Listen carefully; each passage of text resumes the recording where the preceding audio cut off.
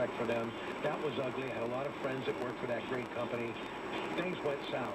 Bobby, from a criminal justice standpoint, when there's so much money involved, Bernie Madoff, all this other stuff, when you're with a client who could have made billions on his own, just being who he is or she is, and they've gone awry. And look, you got a family to feed, you have a job to do, you're not going to tell anybody no. How difficult is it when, even if you're not involved, you see it, when people that are worth gazillions do dumb things on the corporate level? You know, I guess you almost understand, I don't want to say less compassionate, but you're right. There's this notion of why this, you know, to some extent you may, a certain set of circumstances, a fellow doesn't have a good upbringing, bad circumstances, a father may have passed away at a young age, doesn't have resources, maybe goes a little bit awry, has some marijuana, what have you.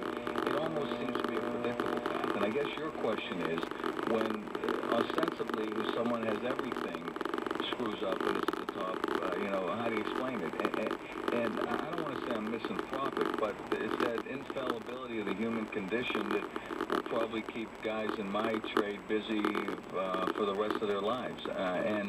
And you know, the fact that individuals are well-bred, educated, rich, handsome, pretty, all of those things doesn't negate that sometimes, you know, greed.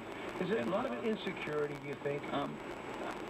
They're afraid to be without it, even though they don't need it. There's that fear that one day it will all go away. I think potentially that. It differs for everyone. You know, so some people it is insecure. They're still chasing things, never quite reached the pinnacle. And sometimes it's just inexplicable even to the perpetrator. You know, because at some point you say, well, what were you thinking? Why did you do this? And of course their response is, I've been soul-searching myself, and I just don't know. I just can't even explain it. Are a lot of them relieved it's over? That when they do finally get, I think if it was an ongoing scheme, so to speak, I don't know about relief, but I think that at some point in their lives there was this notion of inevitability that it was going to catch up and has caught up, especially in instances where, again, retrospectively, you say, how is it that you actually thought that this scheme was not going to be discovered? You know, you toppled the domino, and they're all toppling. How is it that you thought that this could go on without discovery? And so it's enigmatic sometimes to think that people so educated, so successful, so intelligent would expose themselves to certain events. But as we know, it happens on a daily basis. Good people make bad mistakes, no doubt. Brian Coble, here's how I tie it in with you. 412-434-0999 or go to Heffron.com. That's what you need to do when you have too much money and you need to invest it. How can great people give money to someone like a Bernie Madoff? And you know, I kind of felt bad for this guy as he was being pushed and shoved on the streets of New York when he really drank out of gold goblets with kings and did so much. And you think of a guy with that kind of intelligence, why would he have to do that? And now he's gone forever. His wife's left behind. All the tragedy that ensues. Is it the old adage, if it's too good to be true, usually it is? How does something like that snowball to get that big when somebody's investing their money? Yeah, there's always been an element in the money business, the investing business, where obviously people who are attracted to that business oftentimes are in it to make money, and they'll stop at no means to reach that end.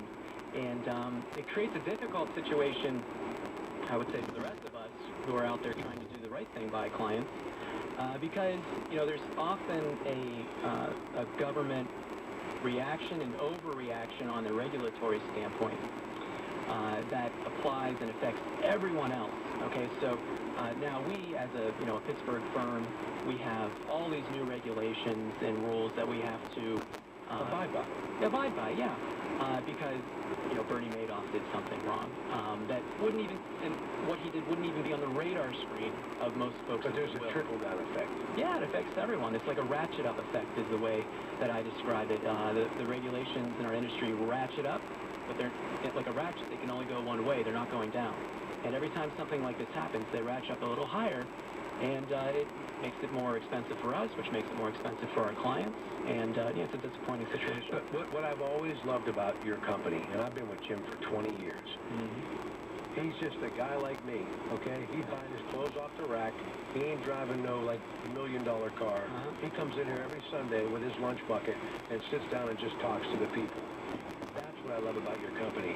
You got Bill Miller wearing the American flag on his ball cap when he's not in a three-piece suit at work.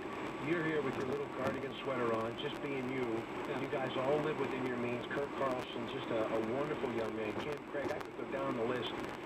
You guys understand it's not the flash, it's the show. To show support and to also give people confidence that you realize how important every dollar that they make is to you. Because you understand this is their life, their livelihood. Yeah, oh, I appreciate that, Rob. And It's true. I mean